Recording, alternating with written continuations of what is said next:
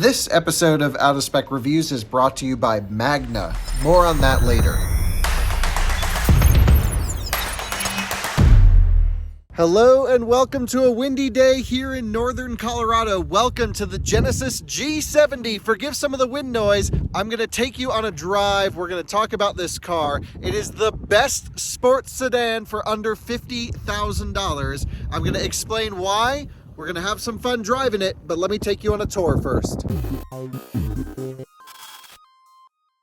This is a 2022 Genesis G70 3.3 all-wheel drive Sport Advanced. And that Sport Advanced is a really important metric here because there's also, I believe it's called the Sport Premium that's above this car. But this car is just touching $50,000. It's like $49,700 or $49,800.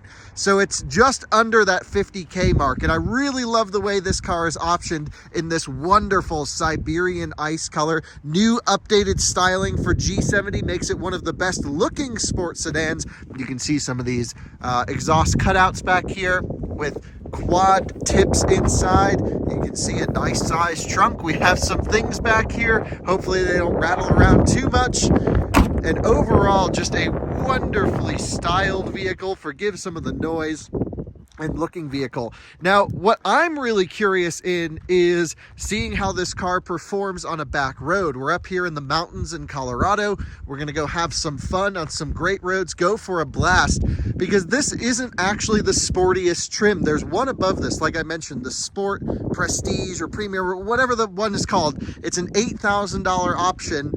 This Sport Advanced is a $4,000 option, and basically the only things that I see you get for that additional $4,000 would be a limited slip rear differential and then bigger Brembo brakes. You get a 4-piston monoblock with those. These are just a single piston, I believe, floating design here, which is just, you know, sort of a standard sport-ish braking system. 365 horsepower, but we do have the variable exhaust, which adds 3 horsepower when it's opened up. And I do have it filled with premium fuel, of course. So it should be interesting. It doesn't sound amazing. From the outside, it sounds better. We'll talk about some of the noise on the inside. But I'm just really digging the styling of this thing. And genuinely, I've driven all of this car's competitors. I think this one might be the one to actually have. You can see this wonderful looking interior, pretty large sunroof for a sedan, not great rear seat room, but no car in this class really does. And I have the front seat in its full extended setting here. If you take a look in the front seat, you can see just nice materials all around. Now that Sport Prestige or Sport Premium option, the one above this, does get Napa leather surfaces, where this has a little bit more of a grained leather approach. But still a wonderful looking seat design, a wonderful looking cabin. Everything feels premium, everything's super tight. This thing has 9,200 miles on it. It's a media car, so it's getting thrashed around by magazines and journalists that are testing it to its limits, and it feels brand new. Seriously, feels brand new. So really into this thing. Let's jump in, go for a drive, and can't wait to share and experience this thing out on the road. This episode is proudly brought to you by Magna. Magna is a mobility technology company that is super unique because they touch every aspect of almost every car on the market, especially a lot of electric vehicles, and they even can produce vehicles from the ground up. Now, you may remember I shot a series just recently testing some of their new electric vehicle powertrains, so stay tuned for a lot of Magna content to come. We're going to be going in depth with some really interesting topics with these guys, and Out of Spec wants to thank Magna for sponsoring this review and tons of other videos to come right here on Out of Spec. We look forward to working with Magna to define and find out what the future of mobility looks like. So you join me in the G70 now. It's the Sport Advanced 3.3T all-wheel drive, like I mentioned. Literally no options except the Sport Advanced package, which gives you these awesome wheels, aluminum trim, ventilated front seats, a wide sunroof, this amazing Lexicon, I think it's 680 watt, 660 watt, 15 speaker audio system with, it is truly a concert hall on wheels. You can get this, reference sound profile in here that makes it sound like you have really high quality headphones in. It's pretty amazing. Wireless charging, not a fan of that. I'd rather go without it because then you get 2 USB ports instead of just one. No wireless CarPlay, no wireless Android Auto. You do have to be plugged in for that, which is kind of just a bummer, I think. Variable exhaust system, dark chrome grille, Genesis digital key, and power driver seat bolster. The seats are nice. Anyway, enough of that. Let's drive it. Fires into life. Because it's got the variable exhaust, I'd be really curious to drive one without it. It's so buzzy when the valves are closed. And, you know, I turn off all that active sound design, which I think's cheating. I'm just not a fan of fake piped in noise. And so I don't really hear much of it, but I do have it off. You know, for all the different drive modes, you can configure it. And I think it works pretty well with it off. We're going to go for a gentle cruise and then we'll open it up as we get up on some great roads here. But I want to talk about driving this car generally. I've driven it around town now for the week. I'm pretty familiar with it. And I've really just fallen for this vehicle. And I think this is the spec to have for most people. Because it's pretty sporty, and then that extra $4,000 doesn't really give you that much on top of the Sport Advanced trim, if I'm honest. So really liking this Sport Advanced trim here on this car. 49,000, what was the number again? 49,545, just squeaking under 50K. And wow, it's got a wonderful steering wheel, fantastic seating position. I can sit nice and low. I can adjust the bolsters in the seat. Actually, if I change the drive mode, the bolsters automatically come in, which is a really nice feature to have. Pretty good infotainment. I think it's a 10 point something inch, I don't know. As long as it does what I need it to do, it's good. And I just have to plug my phone in for CarPlay, but tons of great settings. There's a custom drive mode that you can configure exactly how you want. So I can go here to setup, vehicle. You have all great driver assistance in any Hyundai Kia Genesis product, right? So they have really good lane centering. This one has highway drive assist 1. It doesn't do lane changes, but it is pretty sweet. Let's just see how it feels around the first corner in comfort mode. Whoa, amazing turn in. Really good feeling system. No adaptive damper on this particular car. You do get adaptive damper with the 1-up, but I have been pleased with the suspension in general driving, although around a couple on-ramps it has felt a little bit squishy. Active sound design is off. Let's just put it to strong. Oh, I don't like that. Back to off.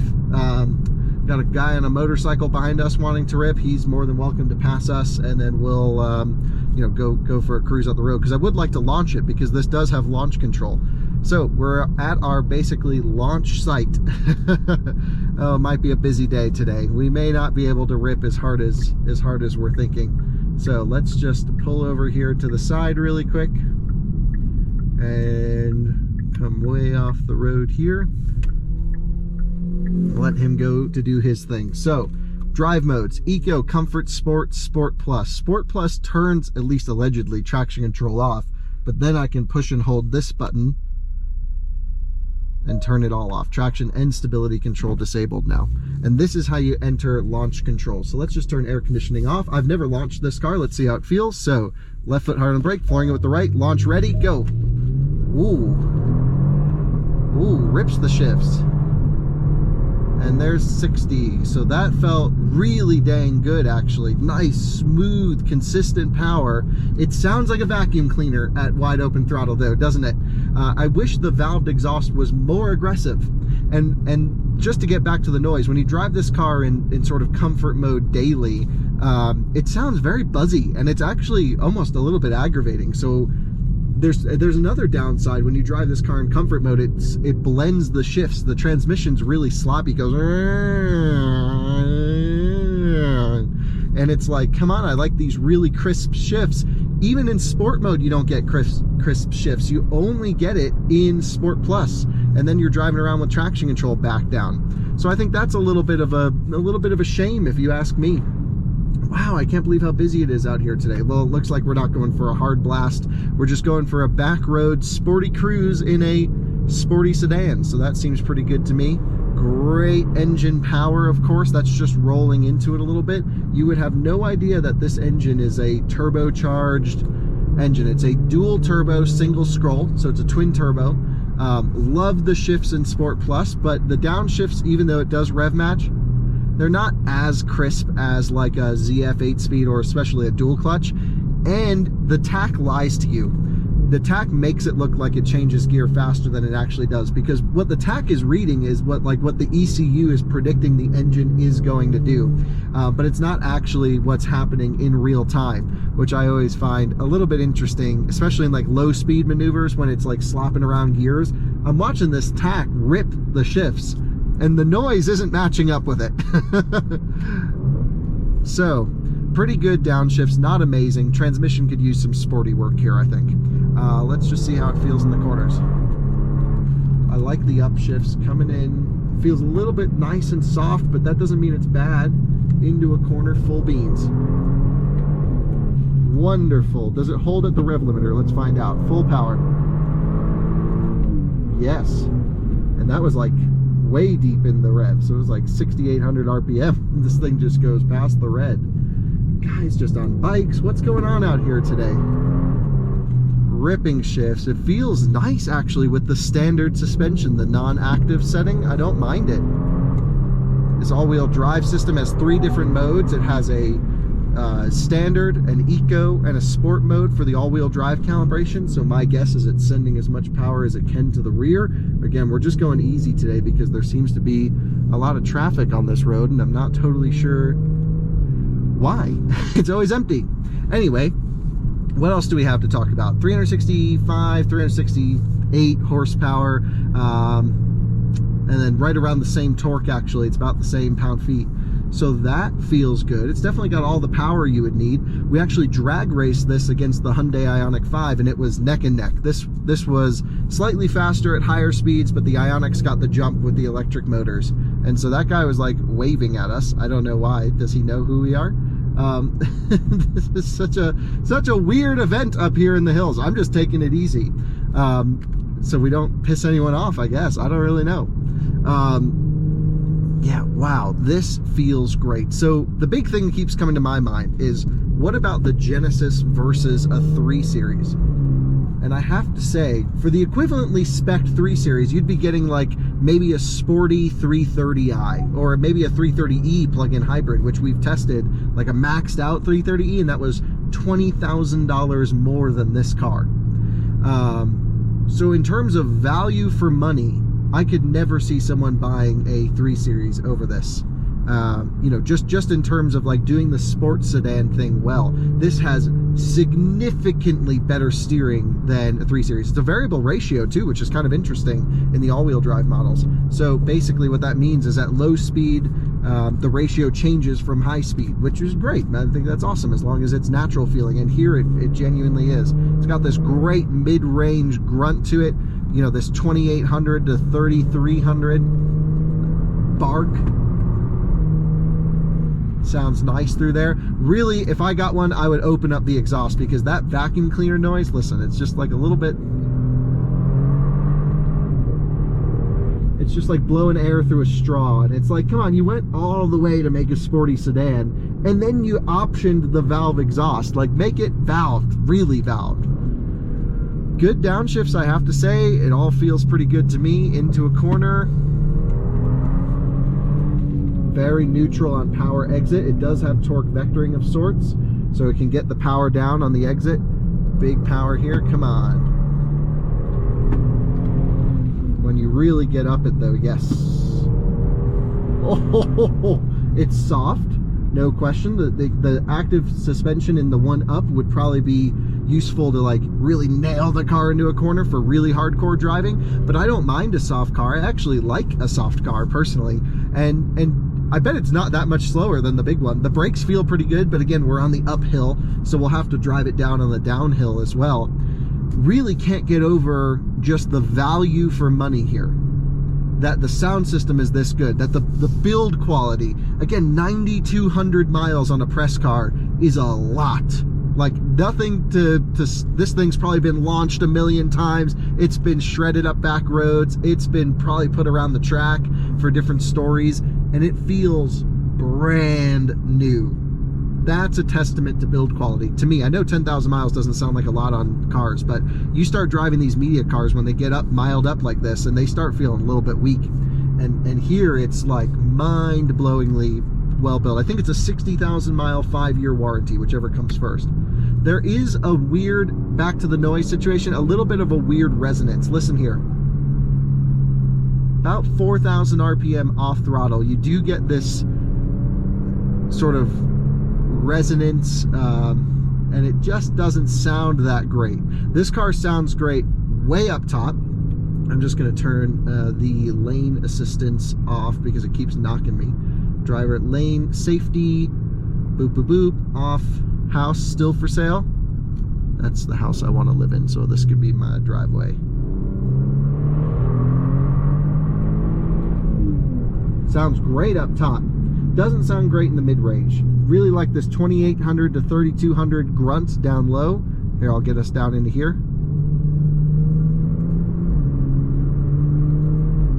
It's almost got a hint of VQ, Nissan Infiniti VQ engine, but not in a bad way, because I'm not really a huge fan of those engines either. This is way better than like an Infiniti Q50 though. If you're cross-shopping those, like just ignore that car. This thing's a whole nother world. Braking test, 3, 2, 1. Great response, great feel. Had a little strawberry acai come through the straw. Very good brake pedal, really good brake pedal. And even more surprising with the miles on this thing and the abuse that I know it's taken, that the brake pedal's still firm and strong. Now maybe they did a brake fluid flush before they gave it to us, but like really the brake pedal's there, it's responsive, great feeling of ABS, and not much brake dive either, just really good control here.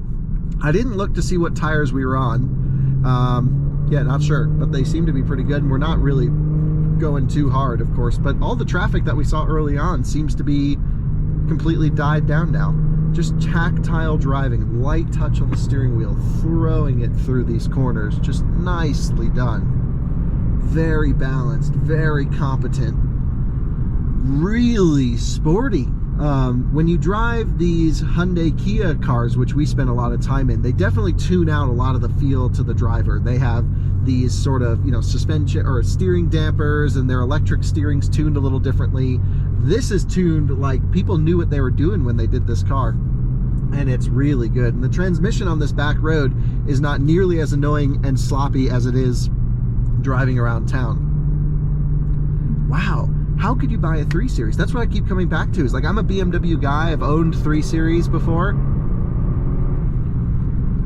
I just can't get over the value here and the looks. I mean, this car is one of the best looking sedans ever, by the way. Genesis is just killing it, and Hyundai and Kia. Really, this group, these guys got it.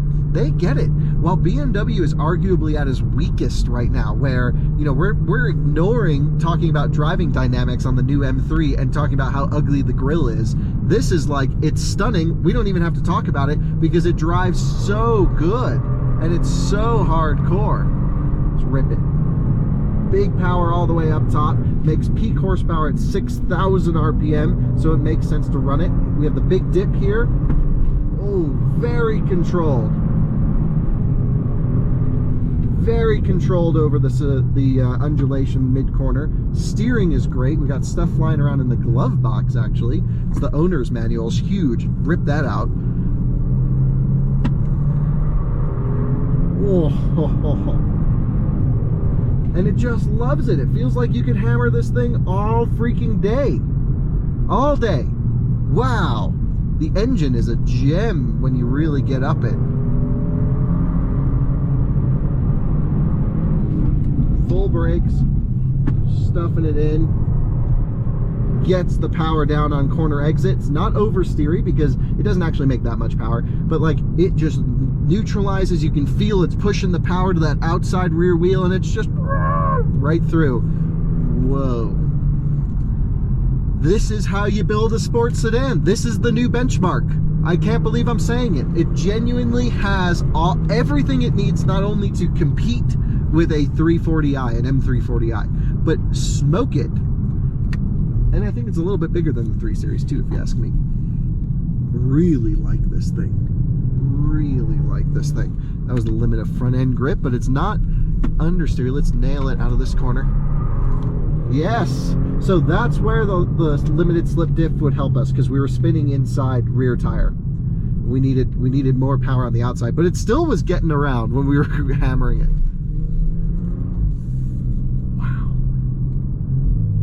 Wow.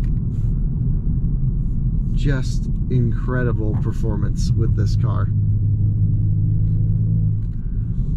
Beautiful views up here too. The snow just hanging on by a thread. I am shocked. I guess maybe I'm not shocked, because I kind of thought it would be great from driving it around the city, but I didn't think it was going to be this good. And it's not like it's like a race car. It's not crazy sporty. It just does the stuff a sport sedan needs to do for a 6/7 cruise down a back road. I would love to get this on track, but I feel like that's where it would fall apart. Like, I wouldn't take this car to a track day. It's not hardcore enough for that. But to just kind of waft and, you know, kind of not necessarily hammer it, but just go for a gentle cruise like we are here down a back road for a Sunday morning drive. Truly amazing. I would like more noise out of the exhaust. Would like more noise, but that can be solved with the aftermarket. And it's consistent too. We had this out on the runway recently, and it was just cracking off the same acceleration times, time after time, not getting heat soaked. The cooling systems on this are great. The brakes feel good. Like, if you told me these were the Brembos, I'd be like, yeah, I get it. But again, I haven't driven it on the downhill yet. This engine resonance period, not so good. Why is there an orange Crown Vic stuffed in a ditch over here? That's kind of funny. They just stuffed it in a ditch.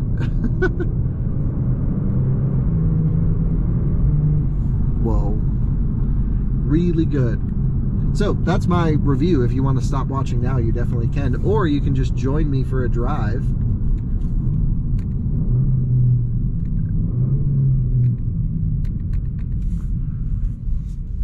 And we'll just go more cruising. I guess we'll go a little bit different way today. Love that upshift noise. I wish it did that in all the modes. This hardcore wah, bah, bah. Nice mid-range torque. 3,000 RPM. This thing has got it. And it just builds. It encourages you to rev it out.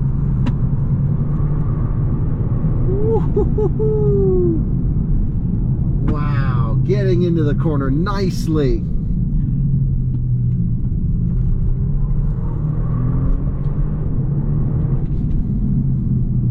Oh, wow. It does all the stuff. Back end, definitely good to go. It likes to go. And now is where I want more brakes. Yeah. So maybe it is worth, if you're really going to drive it hard, maybe you get the limited slip, the active suspension, and the big brakes for $4,000. It kind of feels like the engine's breaking up a little bit though now that it's getting hot. We're getting this little hesitation, and that's, yeah, brakes are definitely getting, things are hot now. Let's just make a quick U-turn. Yep, things are hot. So there is a reason they offer the more upgraded stuff. I get it. But I don't know if people are really going to drive it this hard. Yep, engine's breaking up a little bit. I don't know if it's a weird altitude calibration. You know what it feels like is like a little misfires, and it's compensating for it. That is weird. But we just gained a ton of elevation. Listen. Nope, not doing it now. Oh, when I go past the kickdown, it is. I've never had that happen on a factory tune before. I've only had that happen on... I've overheated cars, like the Supra's overheated on my climb. Combustion cars, electric cars, of course, do that. It just feels like a bad tune. But it's amazing everywhere else. Like, this is the first I'm experiencing it. It's been really good down in the city, really good on the highway. Just past the kickdown. Nope, smooth. Oh, at about 5,800. It just, whoa. I'm not going to keep doing it because it can't be good for it. But it's definitely compensating or pulling back, timing, and then misfiring, and it's kind of warping a little bit. Could just be it getting hot. It may just not have enough cooling. Not sure. Anyway, we'll go back down the road behind this truck now. That's just fine because we're going to let it cool down. And well, I would say that's a little bit surprising from an engine calibration standpoint. I love this light throttle upshift noise.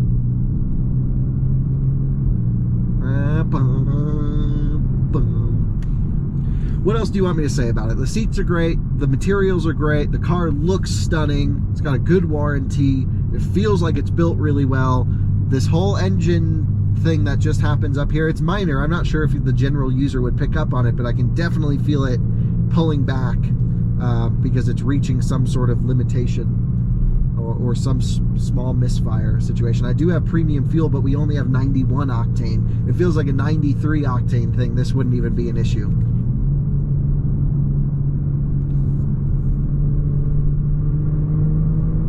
Yep, it's happening still.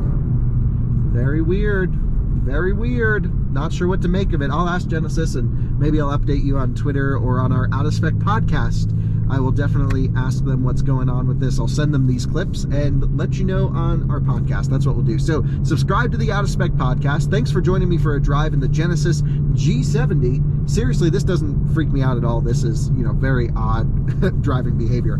This thing down at sea level, or maybe not, maybe it just hasn't compensated for the hard climb up here yet, because I haven't experienced this yet. And we've had the car at elevation. We're at about 8,000 or 9,000 feet right now, so it is pretty high up, thin air. But I can't get over just the value, the build quality, the styling, the fit and finish, and the pricing. Even if you were to add all the crazy stuff at 54 grand or whatever it'll come out to be, like, you still can't beat that. Stunning car, stunning views, and that's a wrap. Another Out of Spec driving review. Thanks for watching. See you on the next one. Bye-bye.